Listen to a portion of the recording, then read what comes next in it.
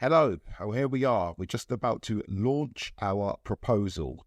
Now, in our previous episodes, you can find the links in them below. We launched our pre-proposal and we started discussion around the proposal itself. Now, this process to actually launch the proposal is very easy. You shouldn't find it too difficult at all. I'm going to take my time and go through it because I realize that this part is possibly the most critical part, the part where you can't really afford to make any mistakes. Or if you do, it's quite difficult to fix them. But this is easy. This is not difficult at all. So once you've put forward your pre-proposal, and as I've done here, and you've had your discussions and people have come back to you and the whole community are like, yay, it's a great proposal. The next thing you have to do is launch or start a new forum thread. Start a new forum thread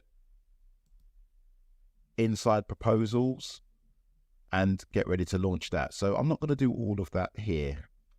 What I've done is all of this text that I've put in will be in the description below, again, as usual. But this is basically, if I preview it, it will show you better. It is basically the pre-proposal kind of edited to accept or to add some of the suggestions or things that we discussed in the pre-proposal thread. So the proposal is pretty much the same, but there's small changes on collaboration, and I've added some of the videos which were already completed. Contingency remains the same, tip me remains the same, everything else pretty much remains the same. There's some small differences to the section up here for code. If I come out of preview, there's some small differences here, so you're going to have to add a vote hash. We'll get the vote hash once we've actually put the proposal forward. That will create a vote hash. And the vote hash is used by people who use the old style wallets, the core wallet, for them to vote. Masternode owners will need the vote hash to go and use it to go and vote, to make sure they're voting on the right thing. The title of the thread should be the same as the title of the actual proposal. The name is the name that the chain will know it by. The term, cycle amount, total amount, author, receiver, address, and status.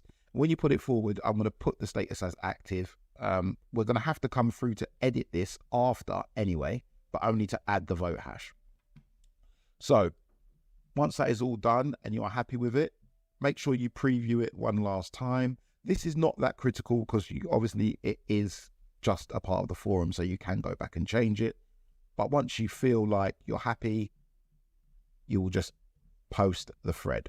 Now, the reason why you have to post the thread first is because you're going to be using this part here, which I'll just copy now.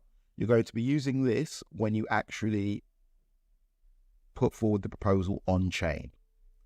And to do that, we have to use my PIVX wallet. Now, this is my PIVX wallet.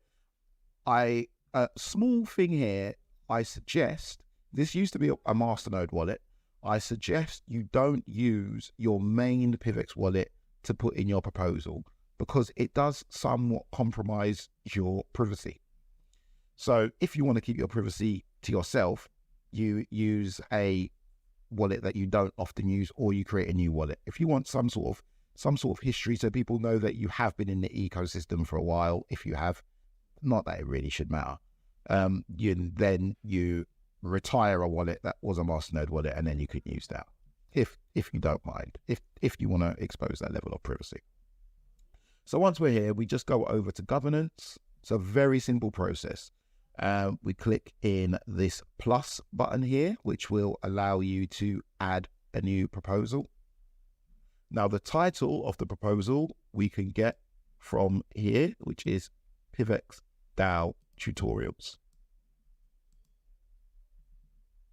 Actually, no, the title, sorry, I've made a mistake there. The title should be the name because this is going to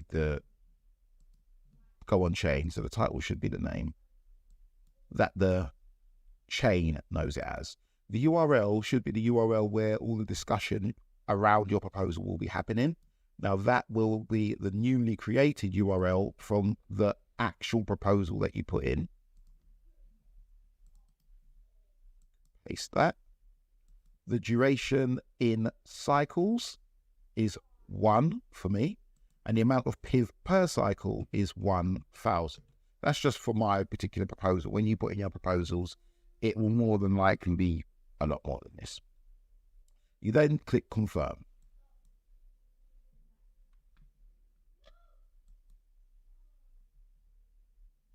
Proposal created. Please finalize it. Okay, so during the finalization process, I think it's a good idea to add this. You can see the finalization process in real time, actually, if you want to sit and watch my PIVX wallet. So the proposal is now in, and it will take 6 blocks to finalize. It's kind of, I guess it's something similar to a double spend. Kind of technical, you don't really need to worry about it, but basically what it means is that the proposal will not be live until 6 blocks have passed. If you go away, make a coffee or whatnot and come back, it should have been done in that time. It should have been much longer than a few minutes. Okay, so we waited a few minutes. The more savvy of you will be able to figure out exactly how many minutes because there's a timer up here. But after you've waited for the 6 blocks, it will say ready to submit, at which point you simply click the little tick icon and your proposal has been finalized.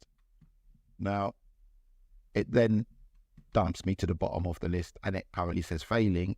All proposals start off saying failing, so don't panic.